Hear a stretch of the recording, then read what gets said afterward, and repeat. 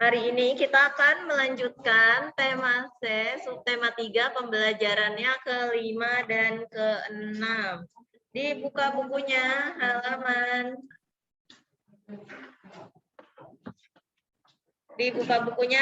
99.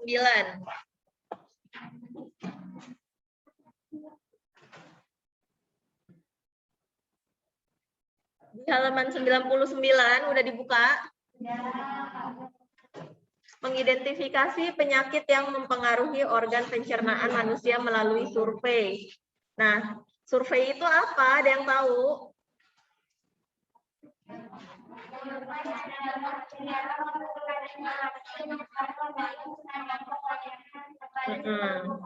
Survei adalah kegiatan yang kita lakukan untuk mengumpulkan informasi dengan cara memberikan pertanyaan-pertanyaan kepada sekelompok orang.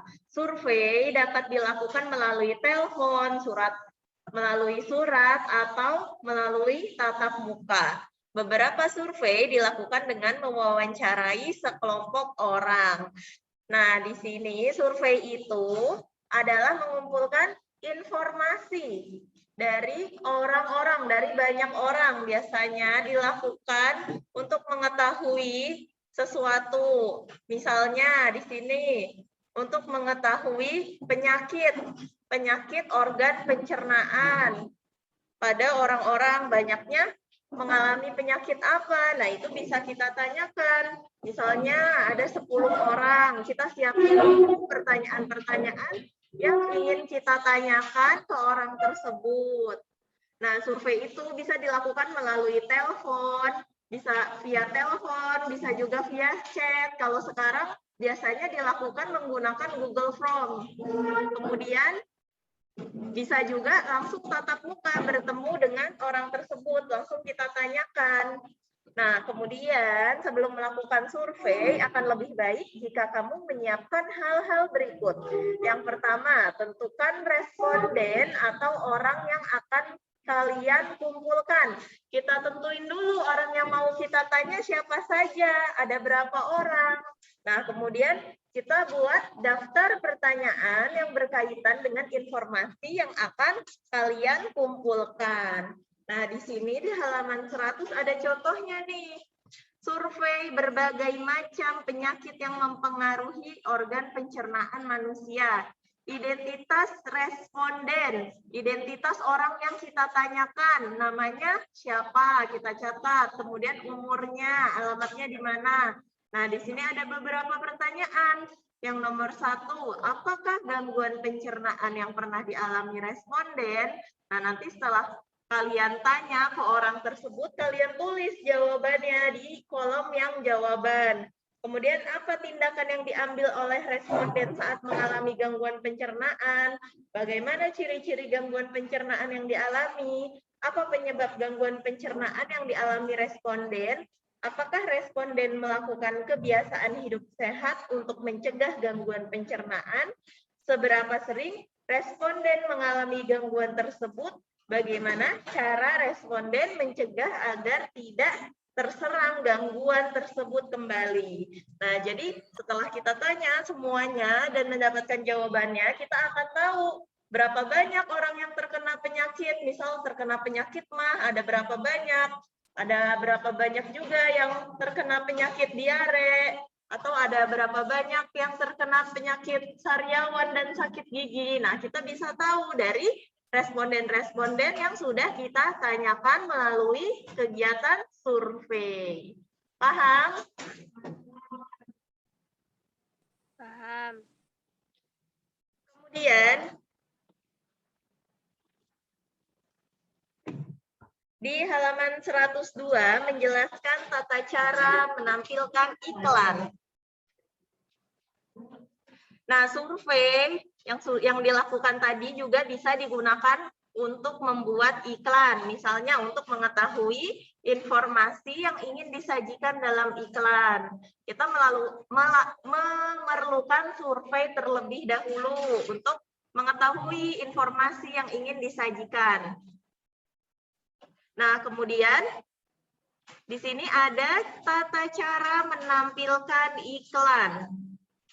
Tata cara untuk menampilkan iklan yang baik. Yang pertama, kita harus membaca dan memahami naskah iklan dengan seksama, khususnya peran yang akan diperankan. Jadi kalau mau memperagakan suatu iklan, kita pahami dulu naskahnya dari awal sampai akhir. Dialognya harus kita baca, kemudian kita juga pahami kita di situ jadi apa, tokohnya jadi apa, memerankan apa. Kemudian yang kedua, memahami alur naskah dan menghafal dialog peran. Nah, kita pahami alurnya, apakah alurnya maju atau alurnya mundur. Nah, kemudian menghafal dialognya, kita hafalkan bagian yang akan kita perankan, dialognya apa saja. Yang ketiga, menggunakan suara yang lantang dengan intonasi yang jelas saat dialog.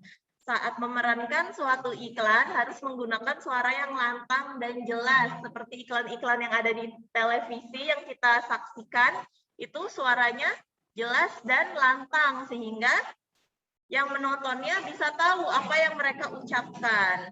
Kemudian berakting sesuai alur naskah dengan ekspresi yang tepat dan gestur gerak tubuh yang percaya diri. Nah, menampilkan iklannya juga harus percaya diri, nggak boleh malu-malu, suaranya nggak boleh kecil.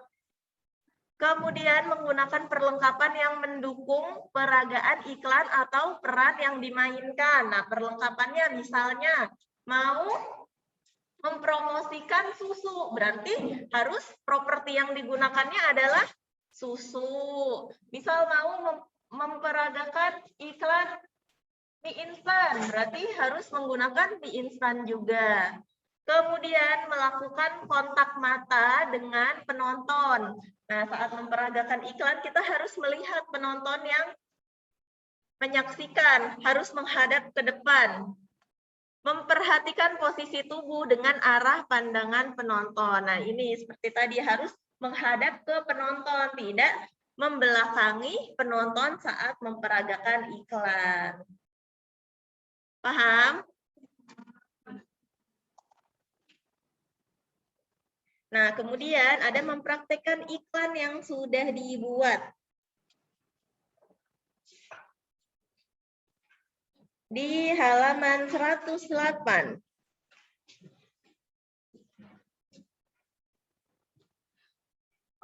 Saat mempraktikkan iklan, perhatikan hal-hal berikut. Yang pertama, pastikan suaramu jelas dan lantang agar pendengar dapat memahami iklan yang kamu sampaikan. Kemudian, pahami dan hafalkan teks atau percakapan masing-masing. Yang ketiga, sesuaikan ekspresi wajah dan bahasa tubuh. Yang keempat, usahakan posisi tubuh tidak membelakangi penonton. Yang kelima, gunakan perlengkapan pendukung yang tepat. Nah, ini hal-hal yang harus kita perhatikan saat mempraktikkan iklan yang sudah kita buat. Nah, kemudian di halaman 107, menjelaskan manfaat keberagaman dalam kerja kelompok dan kerja seorang diri. Setiap hari kita melihat keberagaman yang ada di sekitar kita, baik di rumah, di sekolah, ataupun di lingkungan masyarakat.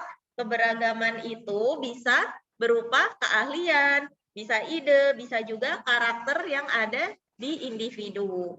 Keberagaman dimanfaatkan dalam bekerja kelompok. Bekerja kelompok memiliki kelebihan dan kekurangan. Nah, kelebihan bekerja kelompok antara lain, yang pertama, pekerjaan menjadi cepat selesai. Kemudian, tugas dapat dibagi sesuai banyak anggota dan kemampuan anggota kelompok.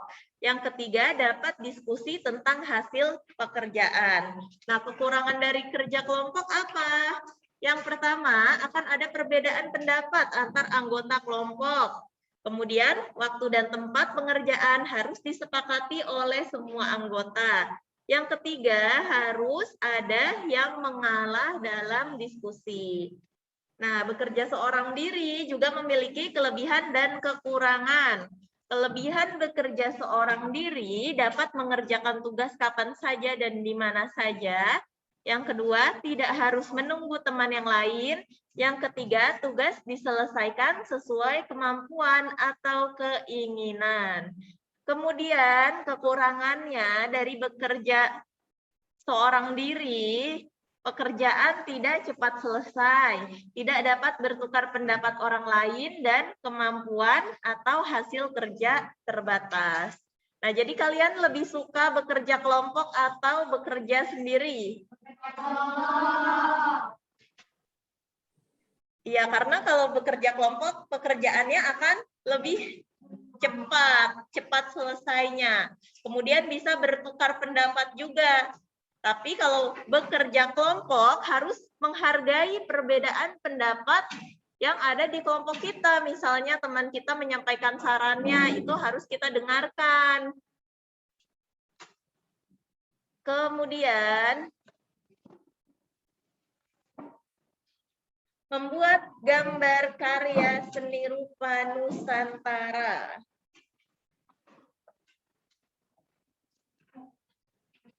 Karya seni rupa Nusantara itu sangat bermacam-macam.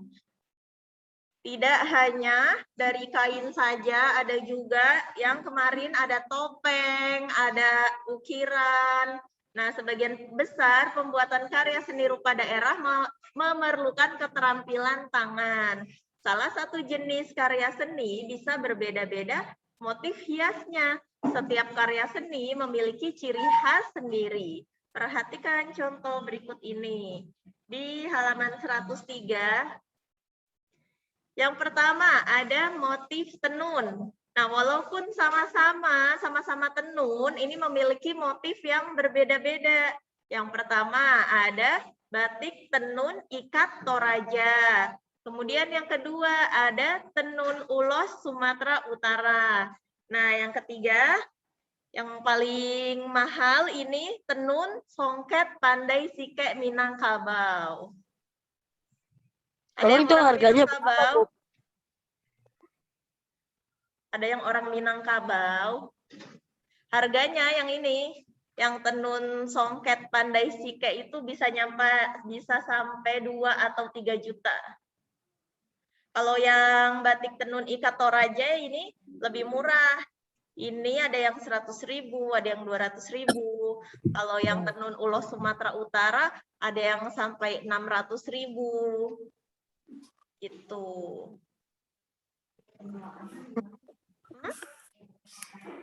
Istimewaannya, biasanya benangnya beda. Nih, ya kan? Dari tampilannya aja, yang tenun songket ini lebih mewah. Bahan yang digunakannya beda, jadinya hasilnya juga beda dan lebih mahal. Cara pengerjaannya juga biasanya lebih lama. Kemudian ada juga motif batik. Nah, kalau motif batik ini sering banget kita lihat di kehidupan sehari-hari. Kalau tenun mungkin banyak. Kalau tenun banyak orang yang belum punya, tapi kalau batik rata-rata orang Indonesia pernah menggunakan batik. Nah, di sini ada batik, motif batik Sidomukti dari Yogyakarta. Motifnya seperti ini. Kemudian ada motif batik Jepara. Motifnya seperti ini. Kalau yang batik Jepara ini seperti bunga-bunga. Biasanya motifnya bunga-bunga. Kemudian motif batik Solo. Kalau motif batik Solo banyak, bermacam-macam motifnya. Ada yang seperti di buku nih. Ada juga yang seperti ini yang Ibu contohkan di slide. Kemudian ada motif batik Cirebon. Ini namanya motif batik Megamendung. Karena bentuknya seperti awan mendung. Gantian. Bentuknya seperti awan ini. Iya, makanya dinamainnya motif Megamendung dari Cirebon. Nah, kemudian meskipun motifnya berbeda, cara pembuatannya hampir sama. Seperti kain tenun dibuatnya menggunakan apa ini? Alat? Iya, menggunakan alat tenun. Benangnya dipintal satu persatu sesuai dengan polanya. Jadi semakin sulit polanya, semakin mahal juga harganya. Kemudian kalau batik, batik itu dibuat menggunakan canting. Ini namanya canting, alat untuk melukis batik. Di canting ini di dalamnya diisiin tinta, kemudian baru dilukis satu persatu. Nah, biasanya batik yang dilukis dengan tangan ini harganya lebih mahal daripada yang batik dengan teknik cap. Kalau ini teknik cap, jadi bisa langsung banyak gambarnya. Sekali cap bisa banyak. Ini lebih murah harganya. Kemudian yang ini juga teknik sablon. Kalau teknik sablon bisa lebih murah juga daripada yang menggunakan teknik batik tulis. Itu. Kalau yang ini ditulis satu-satu, digambar. Pertama bikin motifnya dulu, kemudian diwarnai, nanti dijemur juga, baru warnanya bisa keluar.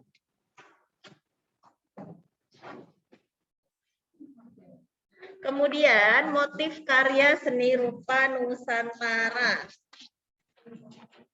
Di halaman 109. Motif adalah gambar yang digunakan untuk menghias kain. Motif batik dan tenun sangat beragam, merupakan salah satu kekayaan budaya di Indonesia. Nah, jadi motif batik dan tenun itu sangat beragam, bukan hanya yang Ibu contohkan tadi, tapi masih banyak lagi. Nah, motif tersebut adalah salah satu kekayaan budaya di Indonesia. Setiap karya seni rupa memiliki ciri khas masing-masing dan makna yang terkandung di dalamnya.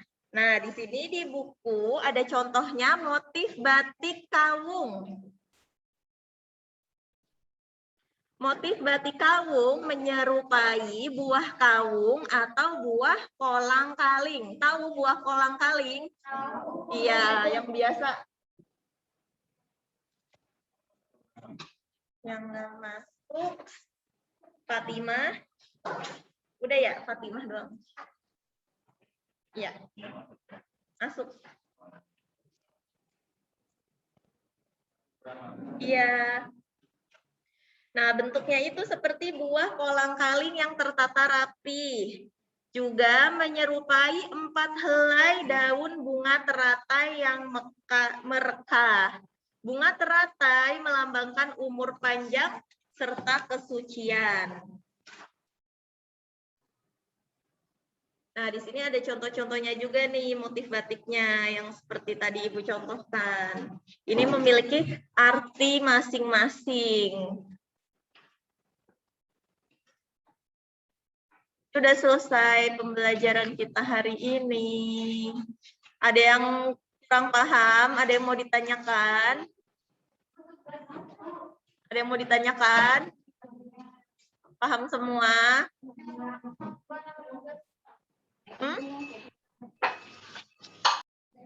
Ada tugas. Nah, untuk latihan soalnya ditandai dulu. Halaman 106, nomor 1, 6, dan 7.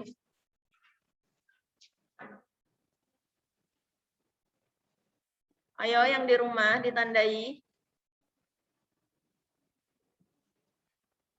Halaman 106, nomor 1, 6, dan 7.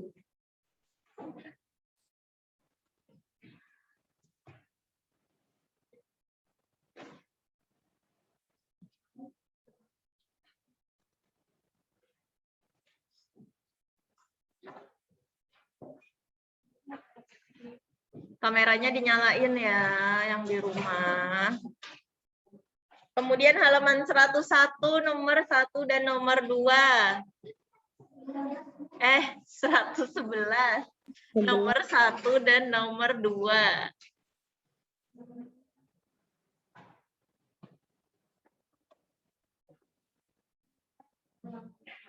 Ada. Ditandai dulu.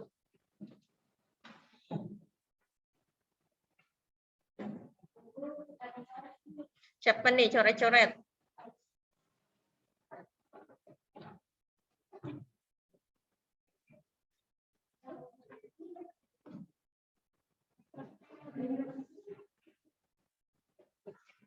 Sudah ditandai belum?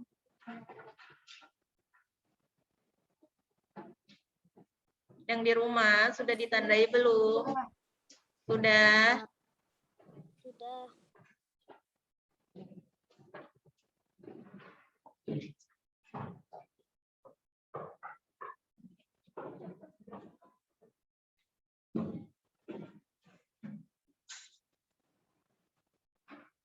Sudah ya.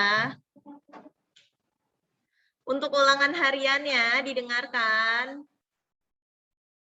Besok hari Senin berarti yang ihwannya ulangan harian. Hari Selasanya yang ahwatnya yang ulangan harian. Paham? Jadi pas di sekolah ulangan hariannya ya. Nggak di rumah. Yang perempuan kan besok hari Selasa masuknya, ditukar lagi. Ya. Hari Senin laki-laki. Kalau ulangan harian yang laki-laki, kalau di rumah gimana, Bu? Kalau di rumah nanti hari Senin juga pakai Google Form ya. Oh iya, Bu. Enggak lah, yang di rumah sekali. Kan kalau Fadil di rumah sekali doang hari Seninnya. Hari Seninnya laki-laki, hari Selasanya perempuan. Iya, dikerjain sekarang tugasnya. Hari Kamisnya kita mengerjakan sesuatu. Apa ya? Di makanan ya, Bu? Bukan. Besok yang ihwannya bawa itu ya, bawa perlengkapan mewarnai.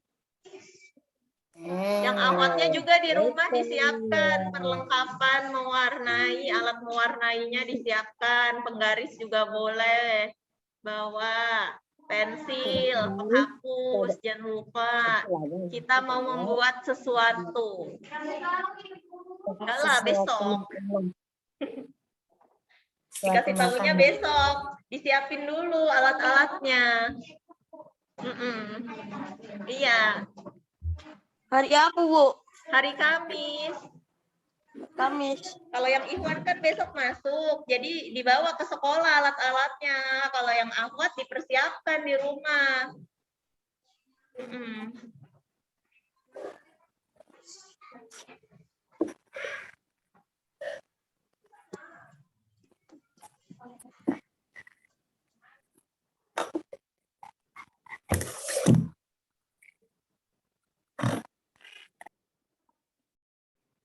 Iya, tanggal 6.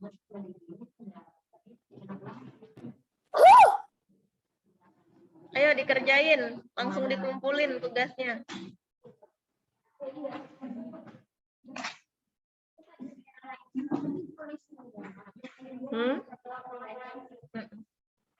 Kenapa? Diringkas aja.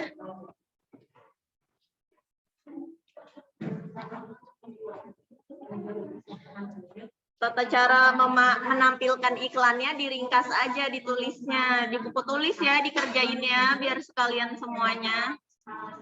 Iya, tapi diringkas aja bikinnya. Nih kayak yang satu membaca dan memahami naskah iklan gitu aja. Yang kedua memahami alur dan menghafal dialog gitu. Gak usah panjang-panjang nulisnya.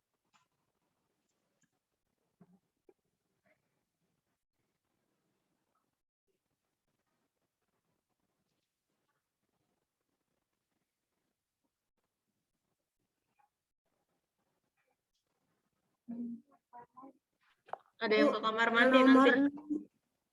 Yang nomor 6 sebutinnya berapa, Bu? Nomor 6 halaman 106 ya. Teknik yang dapat dilakukan untuk membuat karya seni Nusantara. Tadi tekniknya ada apa aja? Ada tenun, ada tulis, yang itu. Sebutin aja semuanya, cuma 4.